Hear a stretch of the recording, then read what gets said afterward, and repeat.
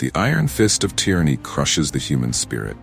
Under the boot of a dictator, a society withers and decays, its potential for greatness snuffed out by the whims of a despot.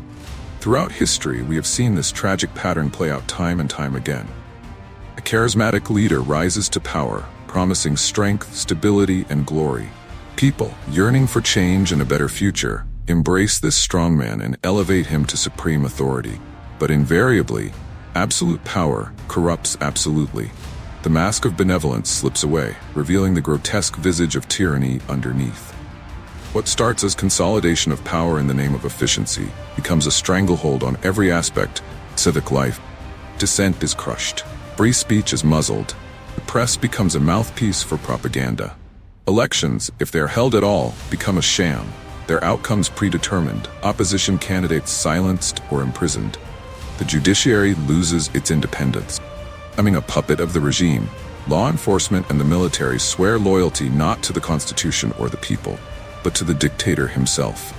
Step by step, the institutions that form the bedrock of free society are hollowed out and subverted. The dictator reshapes the state in his own image, erecting a cult of personality around himself. His likeness adorns every public space. His words become unassailable truth. Criticism of the leader becomes criticism of the nation itself, an act of treason. The economy stagnates as corruption runs rampant. Cronyism replaces meritocracy. The dictator and his inner circle amass obscene personal wealth, while the masses struggle in poverty. National resources are plundered to line the pockets of regime loyalists. Economic policy is driven not by what will benefit the people, but by what will entrench the dictator's grip on power. Education is reduced to indoctrination. Critical thinking is discouraged. Rote memorization of regime ideology is prized instead. History is rewritten to glorify the leader and erase inconvenient truths. Science and reason are subordinated to dogma. A generation grows up knowing nothing but the distorted reality crafted by the regime. Culture withers under censorship and repression.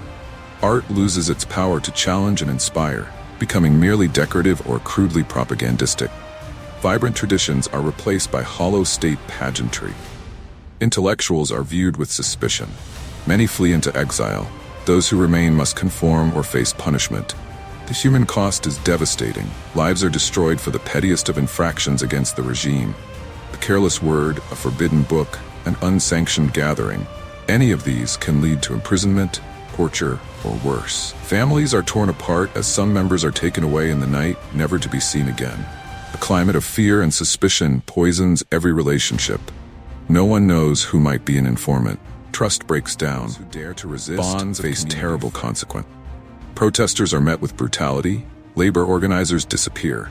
Human rights activists are smeared as traitors and foreign agents. Religious and ethnic minorities face persecution. The secret police grow ever more powerful, their tendrils reaching into every corner of society. Meanwhile, the world looks on. Some democracies speak out forcefully against the abuses, but others are willing to turn a blind eye in exchange for economic deals or geopolitical convenience. International bodies issue strongly worded condemnations that change nothing on the ground. The dictator grows bolder, knowing he can act with impunity. Inside the country, hope fades. Each passing year makes the prospect of change seem more remote.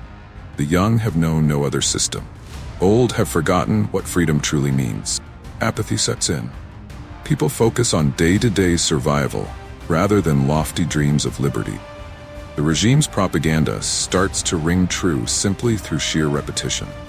But the human desire for freedom can never be fully extinguished. Even in the darkest times, there are those who keep the flame alive.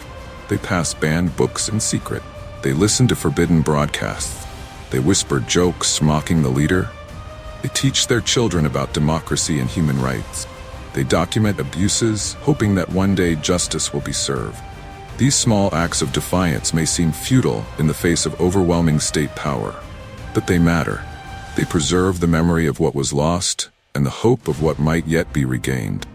They remind us that dictatorship, for all its apparent strength, is built on a rotten foundation. It relies on lies, fear, and repression, and these are ultimately fragile things. History shows us that even the mightiest tyrannies can fall. Sometimes it happens suddenly, in a burst of popular uprising. Sometimes it's a slow erosion as cracks in the system widen, but sooner or later, reality catches up to the lies. Economic mismanagement, corruption, the brutality, it all takes its toll. People lose their fear and find their voice.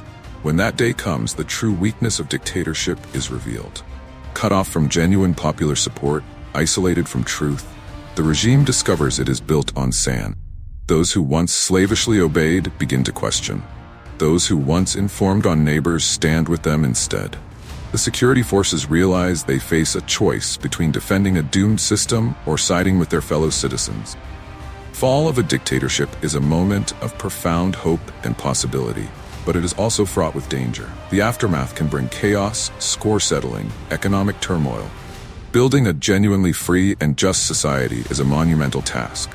It requires sustained effort, difficult compromises, and a willingness to break with the habits and mentalities. Never take democracy and human rights for granted. These are not guaranteed. They must be continually defended and renewed. We must be vigilant against would-be autocrats who would exploit fear and division to amass power. We must strengthen democratic institutions to make them more resilient. We must foster a culture of civic engagement and critical thinking. Those of us fortunate enough to live in free societies have a special responsibility. We must speak out against dictatorship wherever it exists. We must support pro-democracy movements with more than just words. We must set an example by addressing our own shortcomings and striving to make our democracies more just and inclusive. The struggle against dictatorship is ultimately a struggle for human dignity. It is a fight to create societies where every person can reach their full potential, where diversity of thought is celebrated, where power flows from the people rather than being imposed upon them. It is a battle not just against specific regimes, but against the lie that some are born to rule while others are born to submit. Let us recommit ourselves to this struggle. Let us stand in solidarity with those living under the yoke of tyranny. Let us work to expand the circle of freedom until every person on earth can live without fear, speak their mind openly, choose their own leaders, and shape their own destiny. The light of liberty can never be fully extinguished.